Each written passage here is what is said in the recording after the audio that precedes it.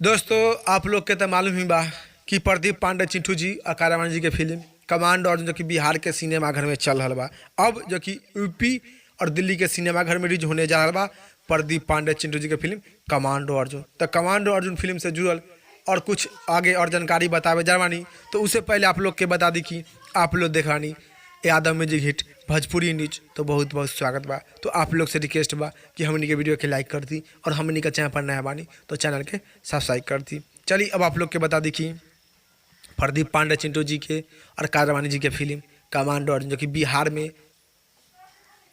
बिहार के सिनेमाघर में 10 सितंबर से चल रहा बा। अब जो कि 17 सितंबर के दिल्ली और यूपी के सिनेमाघर में रिलीज होने जा रहा बा कमांडो अर्जुन फिल्म प्रदीप पांडे चिंटू जी के और कारावानी जी के। तो आप लोग बिहार के निवासी बानी तो आप लोग नीचे कमेंट बॉक्स में बताई कि अभी तक प्रदीप पांडे चिंटू जी के फिल्म कमांडो अर्जुन देख ले बानी कि ना देख ले बानी। जी हाँ लोग नीचे कमेंट बॉक्स में अपना राय जरूर बतलाएं। अगर आप लोग दिल्ली और यूपी के निवासी बानी तो आप लोग के बहुत ही खुशखबरी के बाद बाकी कल आप लोग के बीच में प्रदीप पांडे चिंटू जी की फिल्म कमांडो अर्जुन रिलीज किया जाएगा कल ही, यानी कल 17 सितंबर बाद। तो आप लोग के कल यूपी और दिल्ली के सिनेमाघर में प्रदीप पांडे चिंटू जी की फिल्म कमांडो अर्जुन देखे के मिली। काहे कि कमांडो अर्जुन फिल्म देशभक्ति बा, पारिवारिक फिल्म बा, पूरा परिवार एक साथ बैठ कर प्रदीप पांडे चिंटू जी के और कारावानी जी के फिल्म कमांडो अर्जुन देख सकत बानी। तो आप लोग को एक छोटा सा जानकारी बतावे के रहे, तो इस जानकारी के बारे में का राय बा का विचार बा नीचे कमेंट बॉक्स में बता दें। फिलहाल में इतने,